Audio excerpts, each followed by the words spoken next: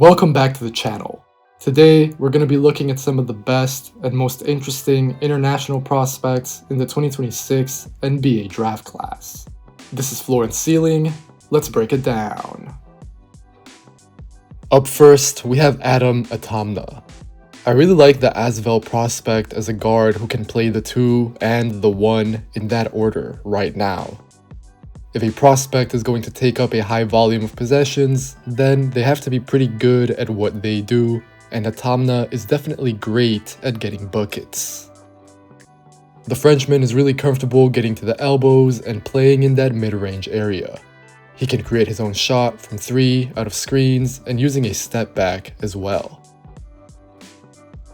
Atamna has a good handle, which he uses to get low to the ground and navigate traffic creatively. He's not the biggest, but he's long enough. Overall, Atamna plays tough and with contact, although size can give him some issues. Going forward, I have a few questions about his first step and his twitchiness. Atamna is not super explosive or dynamic as an athlete. He plays more so with his handle and speed rather than exploding past people. But for the most part, I feel pretty good about how he gets to his spots on the ball. Then he's scalable in that he can play off the ball in terms of how he shoots spot-ups and offers some flashes of movement shooting as well as some slight cutting. I also believe that Atamna's passing is a little slept on, although he is definitely a score-first player. The Frenchman keeps his turnovers low despite taking up a lot of the ball, and generally I like Atamna's drive and kick reads, although they are just decent and nothing else. His pick and roll game is still developing, nothing makes me feel negative about it though. Overall, I really like Atamna. I might like him a little more than Nolan Traore as a prospect last year even.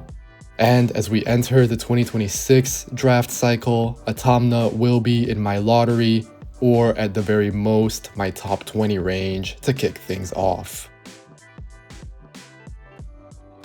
Right now, I think I like the idea of Dash Daniels better than the reality of Dash Daniels. The good news is that he's super young. Dash, the younger brother of Dyson Daniels, is a point guard, although sometimes it feels like he's only playing that position nominally.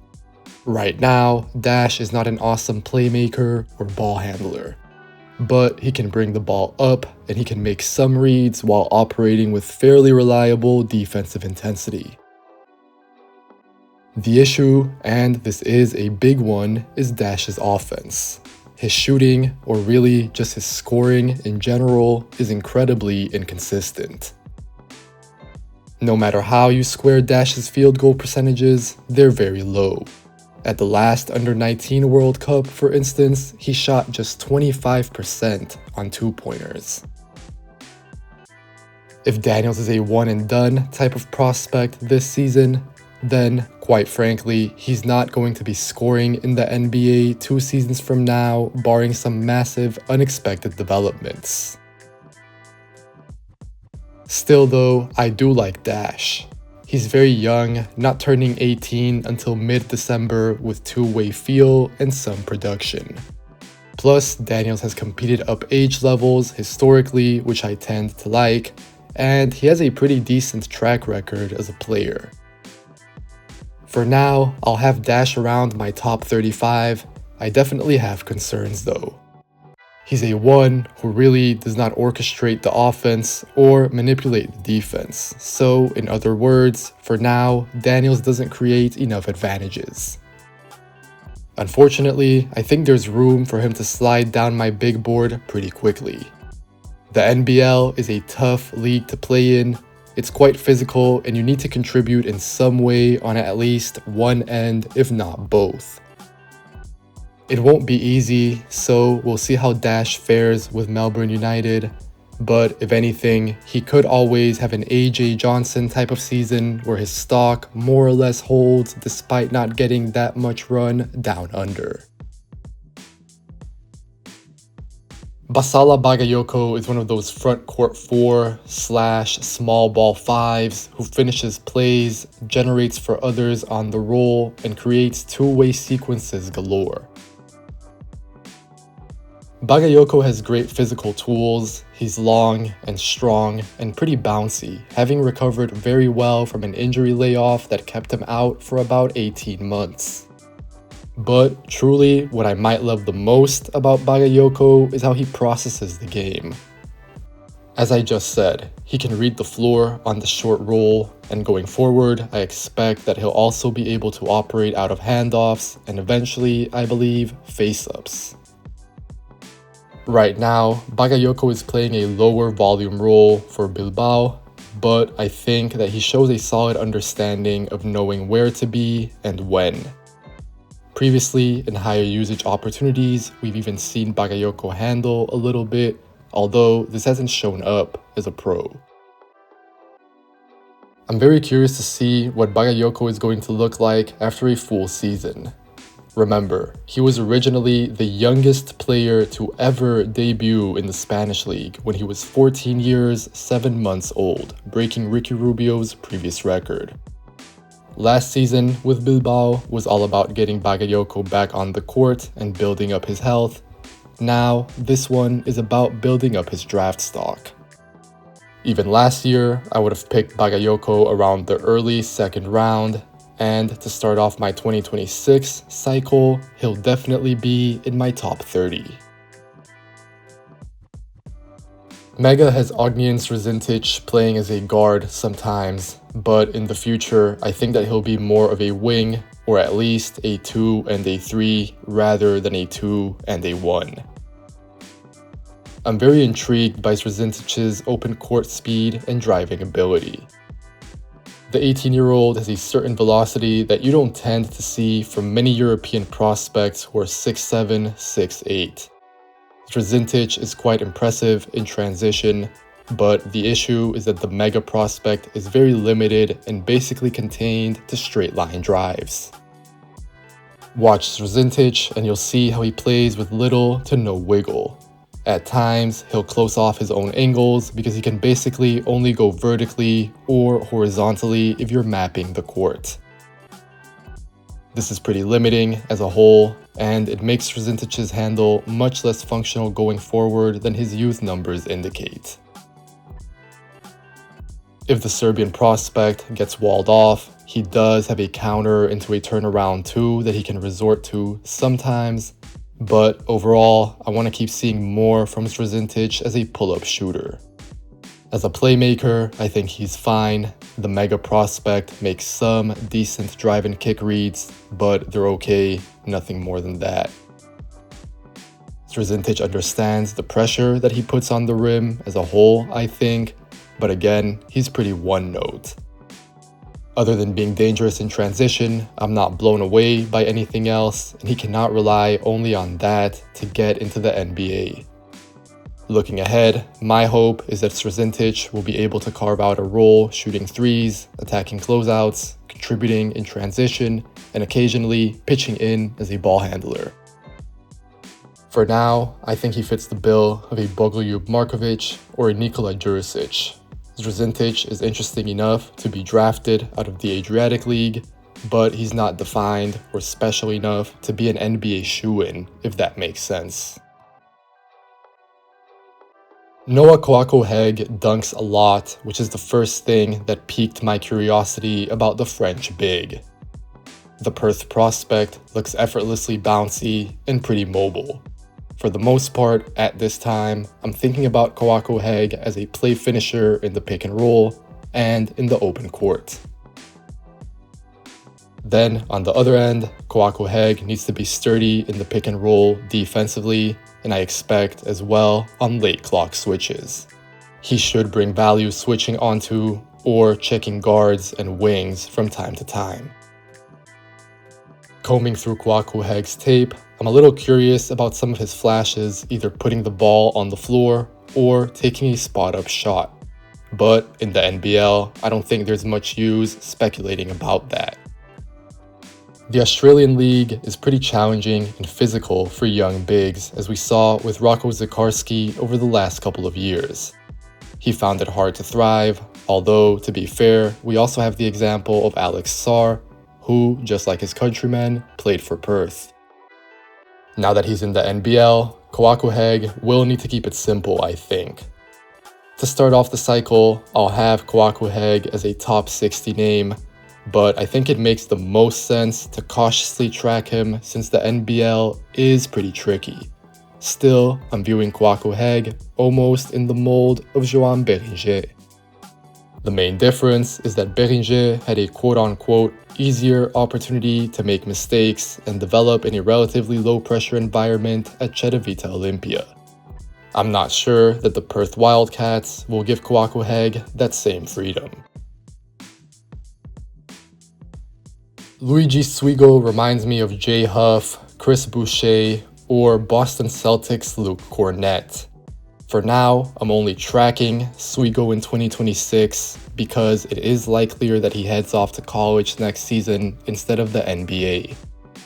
Purdue, Illinois, and Indiana have already been linked. I'm sure that NCAA teams would love to get a 7'3" big, so we'll see. But I'm still including Suigo since he is draft eligible for 2026. As I just said, I kind of think of Suigo like Huff or Cornett, but closer to what the latter does now, taking more shots at the rim than from three.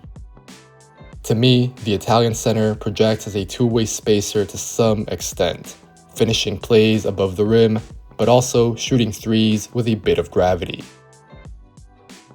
Suigo is definitely fun to watch, but what holds me back from liking him more is his defense. The 18-year-old big who signed for Mega this summer does not impress me at all in space. He's not very physical or nimble. Even as a rim protector, it feels like Suigo is still learning how to be effective and truly use his size. Looking ahead, Mega provides an interesting developmental spot for him. Suigo is going to get a lot of reps against grown men in the Adriatic League, which I think will do him a world of good. Again, 2027 seems likelier where Suigo would start on my board as a first rounder, but I think that the Italian will be a draft candidate in the not too distant future. Pavle Backo from Serbia is an incredibly talented center. He's the sort of big that you can build an offense around, or really, he might monopolize the offense, but that's because he's a dangerous scorer and decision maker. That said, I'm not thinking about Backo for this year, even though, like Suigo, he is draft eligible. Rather, at this point, I'm viewing this season for Backo similar to Hansen Yang's first season at Qingdao. Thinking about his next steps, the Serbian big has two clear improvement areas for me. The first one is getting in much better shape, which he appears to be working on already. Backo needs to lose a lot of the baby fat, which would help the mega center become more agile in space, faster moving around, and in general, quicker off his feet and off the ground. For instance, there are times when Backo makes the right read as a rim protector, but he's lagging behind athletically and cannot make the play. His second improvement is his rebounding, which is also tied to his athleticism, but the motor can fluctuate a bit. That said, honestly, I'm a big Backo fan. He's one of those centers in the broader Yang, Şengün, or Sabonis family tree as a 5 who's a handoff hub, or who gets the ball in the post or free throw line and creates advantages on considerably high volume. Backo can make decisions and find others, although he definitely needs to cut down on turnovers despite his reads. Defensively, Backo is fairly limited. As you might have predicted, he can only play in drop coverage since he can't move around that well or cover that much space. If Backo uses this season to get in better shape, rebound harder, raise his intensity, and overall play with more ball security, he's going to build a great case for a wide open 2027. Of course, that sounds easier said than done, but I have a lot of confidence in Backo's talent level. Alexandros Samodurov just played for Greece at Eurobasket, which might be how he gets back on the radar for NBA teams. Samodurov is a 4 and a 5, although he's more of a plug-and-play 4, in my opinion. The Greek prospect rebounds, screens, runs the floor in transition, attacks off the catch a little bit, and he just doesn't mind doing the dirty work. By the time the 2026 draft rolls around, Samodurov will be a decently experienced pro who knows what he's doing while having enough NBA athleticism. If he can carve out a role that's a little more specific, I'll feel fine about his draft stock. Thinking about the NBA, drafting him pretty late in the second round and keeping him abroad, maybe still at Panathinaikos, makes sense. Draft-wise, I think of guys like Saliu Niang, Tristan Vukcevic, Luke Travers, Jalen Galloway. Samodurov is not the same player or even archetype as all of those guys, but I'm referring to a broader draft/team building strategy of selecting or keeping tabs on a productive young pro who could eventually be useful. Come draft time, I'm not going to think of Samodurov as a priority necessarily, but he's definitely a prospect I'd love to have the rights of. As always, if you enjoyed this video, make sure to leave a like. Make sure to leave a comment telling me what you think of all of these guys. If you have some other sleepers that you think I should be looking at. Of course, make sure to subscribe to the Floor and Ceiling Substack as well. I'll be dropping a big board pretty soon. And if you enjoy the channel, if you want to watch more content like this, make sure to subscribe. Take care, and I'll catch you guys next time.